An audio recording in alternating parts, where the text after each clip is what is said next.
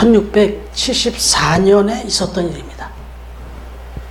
영국에 있는 어느 지하 감옥에 갓 태어난 어린아이와 함께 어머니가 옥에 갇혔습니다. 그 아기의 이름은 이삭 와츠라고 하는 아이였습니다. 그런 어린아이가 엄마와 함께 옥에 함께 이렇게 갇히게 된 이유가 뭐였을까? 그 이유는 다른 게 아니라 그 어머니가 아주 진실한 그리스도인이었습니다. 개신교. 그 당시만 해도 영국엔 또 국교, 일종의 구교 아주 강했어. 이런 개신교, 이런 프로테스탄트라고 하는 이 사람들을 아주 정말 끔찍할 정도로 잔인하게 핍박을 했었습니다. 바로 이 어머니는 그 어느 누구보다도 십자가 신앙을 그렇게 가지고 십자가 정신으로 그야말로 이 십자가를 정말 실제적으로 몸에 또 지니고 그렇게 살다가 붙잡혀 들어간 겁니다. 결국 그 갓난 어린아이를 그냥 둘 수 없어 같이 들어간 거예요. 바로 이 십자가에 대한 사랑, 십자가의 정신, 이 사랑 때문에 지금 옥에 갇히게 된 겁니다. 그래서 이삭 와츠는 생각해보면 자라면서도 그 십자가만 생각하면 지긋지긋했을 것 같아요. 십자가만 생각하면 너무 끔찍하고 너무 혐오스럽지 않았을까? 이런 생각이 듭니다. 왜? 태어나면서부터 십자가 때문에 자기가 특별한 고통을 받았으니까. 아마 그랬을 것 같습니다. 자기만 뿐만 아니라 가족에게 그렇게 엄청난 고통을 안겨다 준 십자가를 쳐다보는 것, 이것만으로도 얼마나 십자가가 보기 싫었을까요? 그런데 놀랍게도 이 이삭 와츠라고 하는 사람은 그 엄마보다 어떻게 보면 도왔을지 몰랐는지 모르겠지만 엄마 못지않게 십자가를 사랑했습니다. 그래서 그 십자가를 얼마나 사랑했던지 이 사람은 자기에게 주은 달란트를 가지고 찬송곡을 600여 곡을 작곡을 합니다. 그 작곡된 그 곡 속에, 작곡한 그 곡 속에 자기의 그 십자가 사랑을 절절히 적어놨습니다. 그 대표적인 찬송가가 바로 우리가 시작할 때 불렀던 찬송가 149장입니다. 가사를 한번 다시 한번 보시면 주 달려 죽은 십자가 3절에 보시면 못 박힌 손을 보니 온잡이 나타내셨네, 이렇게 고백하고 있어요. 시작할 때 영상을 보셨지만 어쩌면 이 마음을 최대한 표현해 보려고 했던 것 같아요.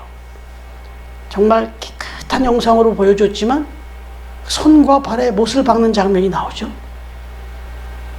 정말 피 한 방울이 표현이 안 됐는데 더 큰 피가 보이고 더 큰 고통이 보였어요. 저는 이 영상을 볼 때마다 참 마음이, 제가 너무 지금 많이 건조해졌다. 어쩌면 제가 이렇게 십자가를 여기다가 걸고 싶어서 걸었는데, 우리 선집사님도 얘기해서 걸었는데, 제가 보통 이런 걸 상의하는데 이거 다음 주에 바로 바꿀 겁니다. 여기에 제대로 된 십자가를 제가 걸겠습니다. 말씀 준비하다가 제가 다시 한번 느꼈어요. 여기에 이렇게 좋은 자리를 예비해 주셨는데 너무 부끄럽게 걸어놨다. 뭐 마음은 여기 오는 넌 크리스찬들도 다 생각한다고 했는데 적어도 주일날은 정말 분명한 십자가를 걸고 예배를 드려야 되겠다. 적어도 오늘 이 말씀을 나누고 나면 여러분들의 마음속에 다시 한번 십자가 사랑을 새기게 될 테니까 제대로 된 십자가를 걸어야 되겠다. 마음을 먹었습니다. 여러분, 세상 사람들은 2000년 전에 십자가 위에서 고통스럽게 돌아가신 예수님의 죽음이 나하고 무슨 상관이 있어요? 그리고 어떻게 보면 그건 저주의 십자가고 수치의 십자가인데, 세상 형벌 중에 가장 잔인하고 가장 끔찍하고 가장 혐오스러운 그 형벌이, 사형제도가 인류가 고안해낸 사형제도 중에 손에 꼽는답니다. 가장 잔인한 사형법이라네요. 도대체 예수님이 뭘 도대체 무슨 죄를 졌길래? 그런데 이삭와츠는 태어나면서부터 어머니를 통해서 이 십자가의 의미가 뭔지를 알았어요. 일생을 십자가와 이 복음을 노래하고 찬양하고 알리는 일에 다 보낸 거예요. 그러니까. 그래서 거기다 그렇게 써놓은 거예요.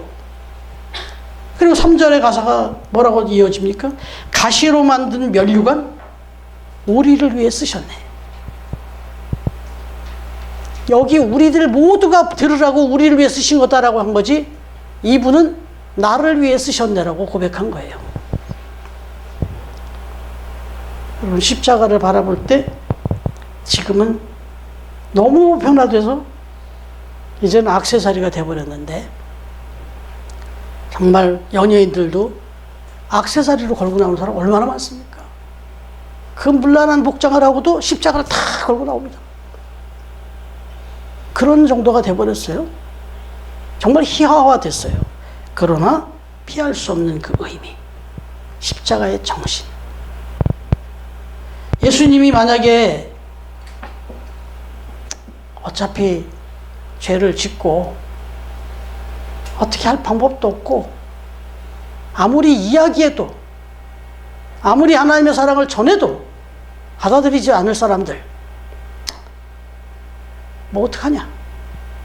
그리고는 이제부터 새로 태어나는 사람부터 어떻게 뭐 한다든지 이런 방법을 취할 수도 있었을 것 같은데, 굳이 하나님은 그 방법을 택하지 아니하시고 우리를 대신해서 독생자를 보내십니다. 그리고는 그 독생자를 이 모든 이들의 죄를 용서하는 도구로 사용하시는데, 그 방법이 십자가였습니다. 참 여러 가지 방법이 있을 텐데 가장 끔찍한, 그래서 이 십자가형을 통해서 속죄를 받으면 이 세상 그 어떤 누구의 어떤 험악한 죄악의 사람도 다 용서받을 수 있는 형벌을 받으셨습니다. 이보다 더 끔찍하고 더 악한, 가장 심각한 중형이 없으니까 이 행위로 용서받지 못할 사람이 없다는 거예요. 그래서 그 방법을 택하시고 그렇게 우리의 죄를 용서해 주셨는데, 이 방법이 뭐였냐? 어떻게 이런 방법을 사용할 수 있었겠느냐? 그건 딱 한 가지, 사랑했다. 도대체 얼마만큼 사랑하면 이렇게 죽겠습니까? 저와 여러분이 어떤 누구를 위해서 사랑을 표현할 때 그 사람을 얼마만큼 사랑하면 이런 방법까지 동원해서 사용하겠습니까? 하나님은 이 세상에 둘도 셋도 없을 만한 사랑의 방법을 택하신 거죠. 그 얘기는 저와 여러분이 하나님이 보실 때 둘도 셋도 아닌 만큼 귀하고 사랑스러운 존재다. 그래서 우리를 그렇게 구원해 주셨다. 그 얘기입니다. 그래서 이제는 내가 그렇게 너희를 사랑해서 구원하였으니 너희는 이걸 받아들이기만 하면 된다. 이 사랑을 받아들이기만 하면 된다. 이렇게 된 거예요. 사실 이 큰 사랑을 베풀 수밖에 없었던 게, 돌아보니 이 올 인류, 지나간 세대, 오고 올 세대도 이 문제를 해결할 사람이 아무도 없다는 걸 아시니까 이렇게 이 방법을 택했다. 그래서 오늘 본문 말씀이 한번 다시 읽겠습니다. 시작. 그리스도께서 우리를 위하여 죽으심으로 하나님께서 우리에 대한 자기의 사랑을 확증하셨느니라. 여기 보니까 이제 의인이 되었기 때문에, 이젠 새로운 사람이 됐기 때문에 아니라, 그래서 이제 구원하게 이런 사랑을 베풀었다. 이제 사랑받을 만한 존재가 됐기 때문에, 그게 아니고 아직 죄인 되었을 때, 아직 하나님을 알지도 못할 때, 자기가 죄인인지도 모를 때, 내가 죽음을 갈 인생일지도 모를 때 먼저 선 사랑을 베풀으셨다. 그래서 사랑받을 만한 존재가 되게 만들었다. 이게 이제 이삭와츠가 경험한 걸 이렇게 찬양을 통해서 고백했던 내용이다. 여러분, 그래서 실존주의 철학자는 사실 뭐 니체나 뭐 이런 사람들처럼 신을 부인하는, 왜? 현실적인 걸 강조하니까. 그럼에도 불구하고 덴마크의 실존주의 철학자 하면 키에르케고르라는 사람이 있습니다. 잘 아실 겁니다. 이 사람이 실존주의 철학자라고 얘기하기가 뭐할 정도로 너무 리얼한 고백을 합니다. 자기가 그만큼 큰 걸 깨달은 거예요. 뭐냐면 인생은 40부터도 아니고 60부터도 아니고 80도가 아니라 십자가로부터다, 이렇게 고백을 했어요. 이게 키에르케고르라는 실존주의 아주 유명한 이 철학자가 자기가 깨달은 거예요. 아, 우리의 인생의 의미는 십자가를 발견하고 십자가를 깨닫고 십자가를 만나면 그때부터 내 인생은 그게 진짜다, 이렇게 고백을 한 거예요. 여러분의 인생은 어떻습니까? 나의 인생의 역정을 이렇게 돌아볼 때 지금 나의 인생의 분기점이 십자가인가? 한번 생각해 봐야 되지 않겠어요?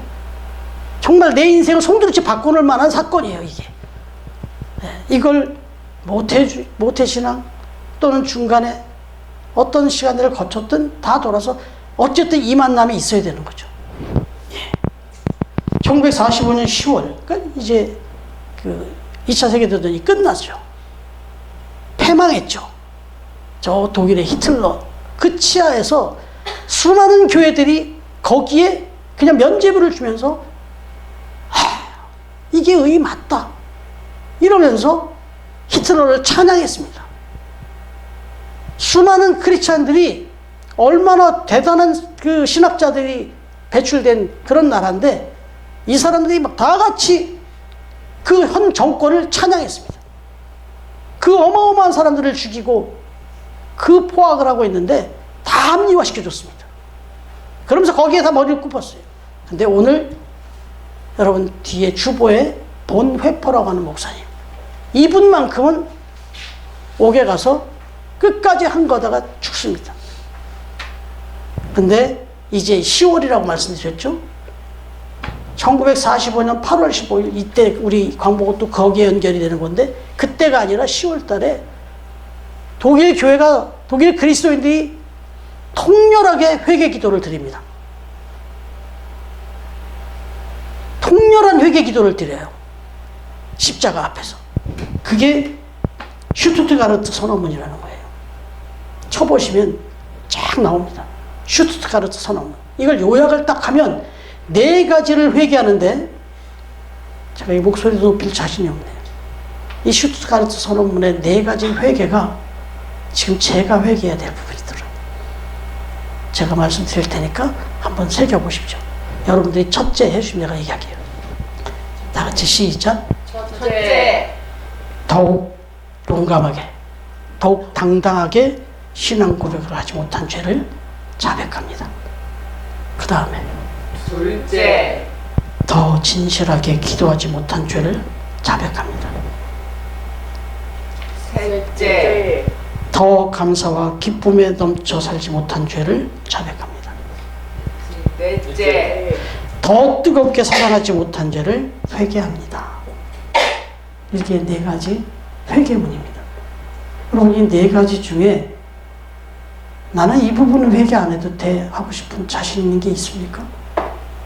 근데 이게 이렇게 이런 말씀 들으면서 깨달아서 그냥 단순히 이렇게 회개했던 게 아니고, 자기들이 지나온 시간을 돌아보니 바로 앞에 그 히틀러 차에서 그 히틀러의 그 악한 폭정, 그 독재, 그 처참한 차 앞에서 교회를 다 막 쓸어엎는데 거기서 그거 살아보겠다고 전부가 그쪽으로 몰아갔다고요.